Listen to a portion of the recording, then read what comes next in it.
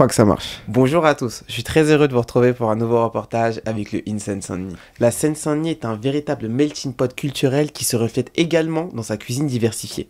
Oui, en Seine-Saint-Denis, il n'y a que de la restauration rapide, des grecs et d'autres enseignes de fast-food. Alors stop, c'est complètement faux. Ce département offre une palette culinaire riche et variée, alliant des plats traditionnels français aux délices exotiques venus des quatre coins du monde. Dans ce reportage, je vais suivre et aller à la rencontre des acteurs locaux qui essaient d'embellir notre beau département avec leurs recettes et leurs produits made in Seine-Saint-Denis. Moi, ce que je veux savoir, c'est est-ce que vous êtes prêts à embarquer avec moi? Mais avant toute chose, notre première destination se trouve au championnat du monde des cuisines du monde.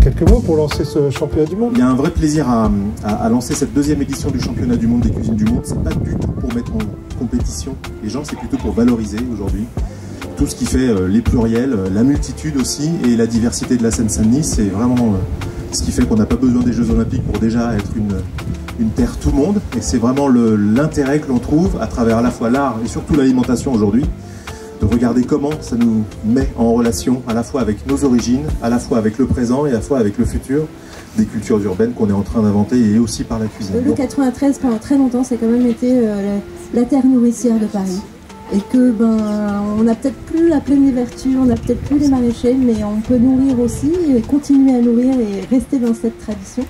Et c'est un peu ça aussi que j'attends un petit peu de voir dans vos préparations.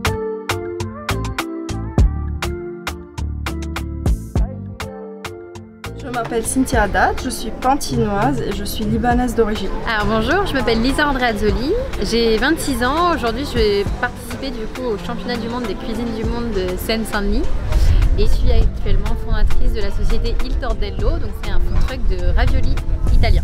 C'est un peu mitigé parce que je suis à la fois très contente d'avoir participé, assez contente de ma prestation parce que j'avais pas eu énormément de temps pour élaborer vraiment ma recette, peaufiner tous les détails, donc je suis quand même assez contente de ce que j'ai ressorti. Je suis très contente d'avoir participé à cette compétition. J'étais la commis de Lisa, donc Lisa qui a déjà fondé son food truck qui s'appelle Il Tordello. Et Lisa, on s'est rencontrés à l'incubateur Baluchon parce que moi également j'ai un projet de traiteur libanais mais pas comme les autres. J'aimerais bien installer à Seine-Saint-Denis. Alors ma recette c'était une raviole bicolore, donc avec une pâte normale donc traditionnelle et une pâte colorée à la betterave, au jus de betterave, et à l'intérieur c'était farci donc au pecorino poivre, fromage de chèvre frais et ricotta avec un petit peu de tomate. Ça c'était la raviole, elle était servie avec une sauce de petits pois menthe et bouillon de légumes. Et donc on avait des petits toppings qui étaient donc des champignons de Paris frits à la chapelure panko et des petits pickles de navets.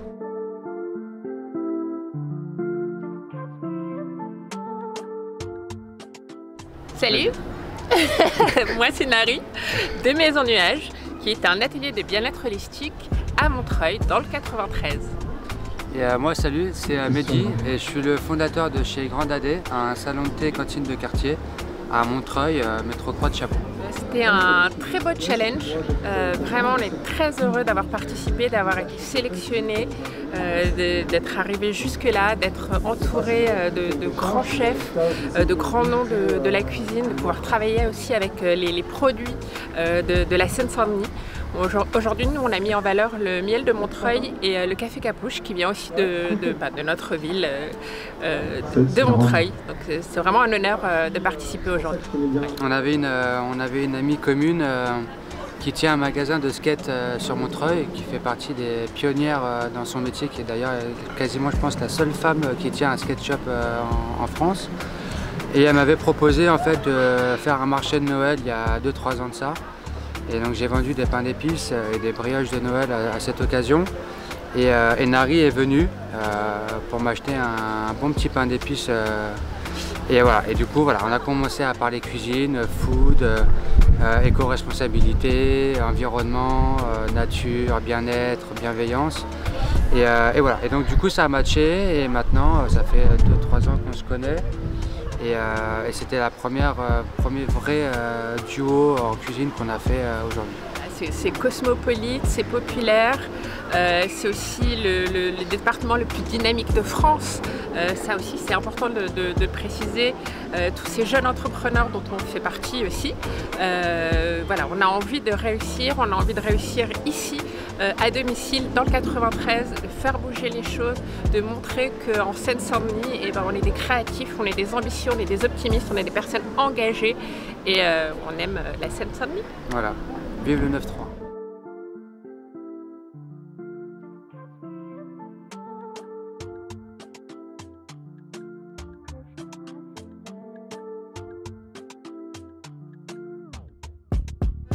Moi je suis Sané Mariama, j'ai 27 ans et j'habite à Épinay-sur-Seine en Seine-Saint-Denis. Salut à tous, je m'appelle Manella, j'ai 41 ans et je viens de la Source à Épinay-sur-Seine en Seine-Saint-Denis. Aujourd'hui ça s'est super bien passé, on était vraiment contente d'être là, on attendait avec impatience ce jour parce que on était dégoûtés l'année dernière, on voulait y participer mais c'était trop tard et on a vraiment attendu ce jour-là pour montrer notre savoir-faire. La crêpe impériale du 93, c'est revisiter une recette de ma mère, mais qui est encore plus revisitée, donc c'est encore un 2.0 de ce que ma mère m'avait inculqué.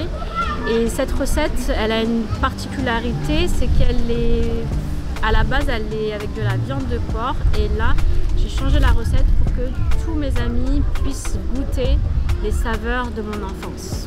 C'était une proposition très gourmande, très colorée et c'est vraiment à l'image de la Seine-Saint-Denis. On s'est rencontrés il y a 3 ans,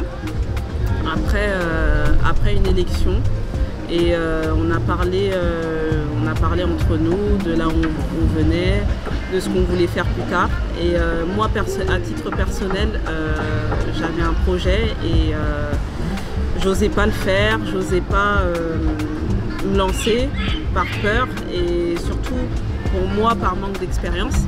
Et lorsque j'ai rencontré Manella, elle m'a dit pourquoi tu attends, fais-le dès maintenant. Et aujourd'hui ce projet s'est concrétisé et j'en suis fière et je suis fière d'être à ses côtés, fière de ce qu'elle m'apporte au quotidien et fière de notre binôme. Hein.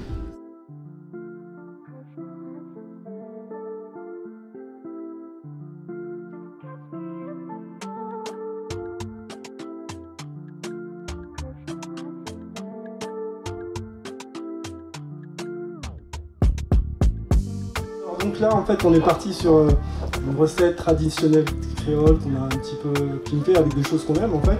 C'est vrai que c'est plus un système, on va dire, un peu d'association, mais c'est vrai que c'est toujours on va dire, une base traditionnelle qu'on a essayé de revisiter. C'est comme les tuiles, en fait, c'est vrai que j'expliquais. On est sur une base de Sika Coco, c'est une espèce de praline qui ressemble un peu à une rose de sable. Et on retrouve un peu tout le temps les mêmes ingrédients dans toutes les pâtisseries créoles. On est sur une base de zeste de citron vert, cannelle, noix de muscade.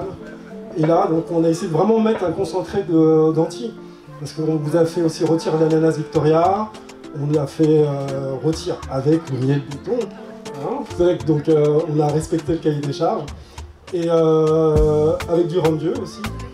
Donc flambé au rhum Dieu, donc toujours pour rester sur les Antilles. Et c'est vrai que on a fait aussi un petit clin d'œil avec l'ananas Victoria, les litchis, l'hibiscus. Donc c'est vrai que c'est vraiment pour apporter des petites notes florales. Et voilà.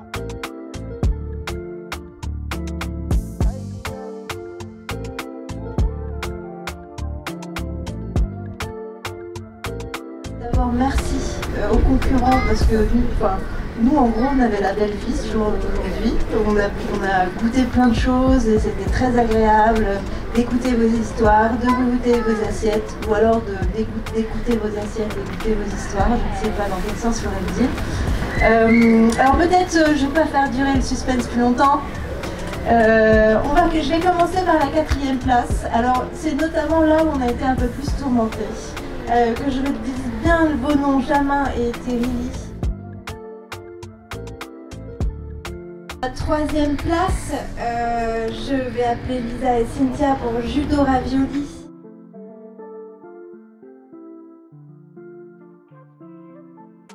La 1re place, ça va être Mariam et Manela.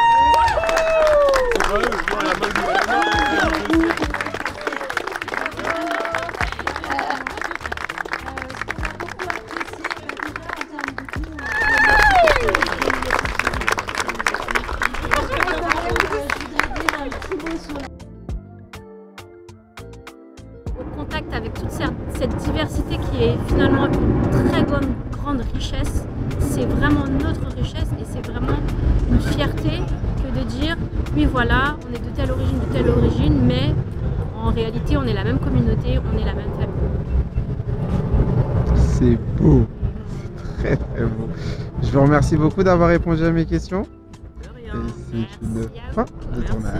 Et c'est ainsi que se termine cette première partie de mon reportage. Bravo à tous les candidats qui ont brillamment participé à ce concours de cuisine. Lancé pour la première fois en 2022, c'est donc la 2e édition par le INSEE, le Parti Poétique. Ce championnat vise à mettre en avant l'apport et la richesse des cuisines du monde et à célébrer la biodiversité culinaire et culturelle de la Seine-Saint-Denis. Je pense que tous les candidats ont relevé ce défi haut la main. Vous avez eu un tout petit aperçu du Made in Seine-Saint-Denis. Donc armé de ma caméra, mon micro et mon bonnet, je vous invite à me suivre dans cette aventure car nous sommes qu'au début.